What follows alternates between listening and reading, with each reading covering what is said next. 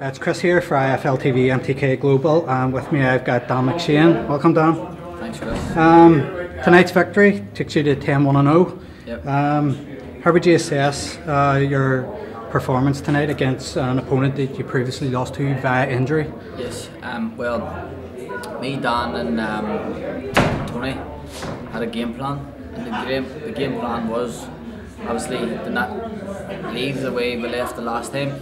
We had a plan to win the first round and box and show a bit of boxing skill, and just keep him at range, because obviously the last time he came in, what happened was he came in and tugged the shoulder, but he didn't tug the shoulder. I tried to get away from him, and what happened was the shoulder dislocated, and then whenever I went to throw again, it dislocated more, which tore a load of ligaments and whatever. And we just decided to keep him at range this time and just take him as he comes in and move and show our angles. But yeah, the game plan sort of went to plan. After having such a long spell out of the ring, did you feel a wee bit of ring rust in that performance? Basically, how does it feel to get back into not only the ring but back into the boxing scene in general? Yeah, well, first of all, whenever we went back to training, it was obviously hard at the start to lose 3 stone. I blew away up, and I wasn't in the right frame of mind due to personal problems. And then what happened was, yeah, it was dead on. So after I lost the 3 stone, I got back into the gym. It's sort of, whenever you're getting the first couple of pounds off you, you feel lighter. Then whenever you get the first stone off you, you feel good, and then you just progress from there. So yeah, it was tough getting back, but whenever I got back onto the scene, then they introduced me to sparring. I was sparring obviously our very own world number 4, James Tennyson, and then whenever I was sparring him, Randy Clark came on the scene sort of the last few weeks, and then we brought in Stevie Quinn Jr. The reason why we brought these guys in, James is tall, but he's an orthodox, so we obviously had this game plan for this guy the whole time. We brought James in for the height and the boxing, so we tried to box him, and then we brought thank you. We brought Ronnie in because he's the same height, but he's a southpaw, so it makes it awkward. So we brought Ronnie in, so he's the same height but a southpaw but awkward. And then we introduced Stevie Quinn, which is even more awkward, but he's a tall southpaw, so I could use him in boxing a wee bit more.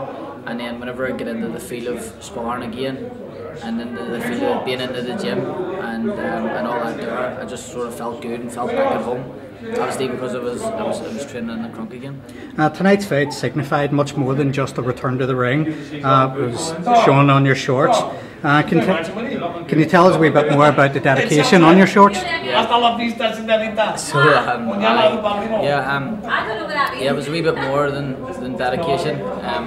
Obviously, whenever you're in the gym, sometimes you're training hard, you're losing all this weight, and it takes blood, sweat, and tears. But sometimes you feel like giving up, and you feel like you could be about this journeyman 3 years ago. Is it worth it? Is it worth coming back? Is it going to happen again? I have 2 kids now. I can't afford to be getting injured like that. I think the last time around, I couldn't even hold my own son for more than 5 minutes with one arm, because I had my right arm obviously dislocated. So yeah, it took a lot of dedication, and it took Manuel to be on my side to get me through this. But he stuck by me. I felt the whole training camp and got me through it, and yeah, it was dedicated to him. This month, we across the water, we've got George Groves against Chris Eubank Jr. in the World Boxing Super Series.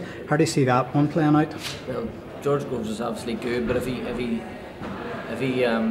I don't know if he can play main games with Eubank, because obviously he did with Frach, and Eubank's super fit, and Groves is very awkward.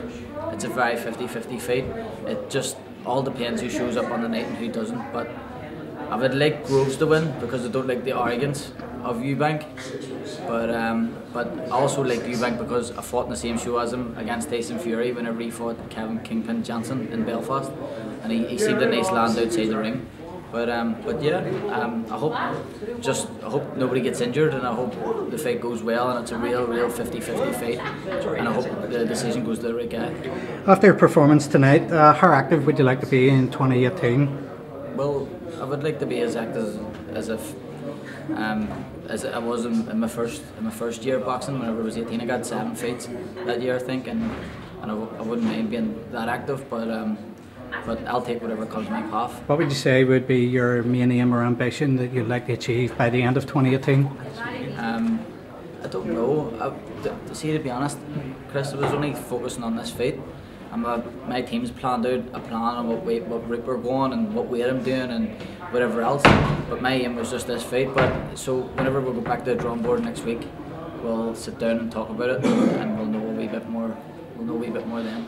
Just finally, you'd like to give a shout out to anyone, your sponsors, leading into this fight? Yes, I would like to thank Boyd's Bar of Dromore, the Dog Track Belfast, the Barking Dog Belfast, and McSHANE Plastering, and also Cambridge Barbers where I work. Okay, Dan, thank you very much for talking to IFL, and wish you the very best in the rest of the year. Thank you very much, Chris.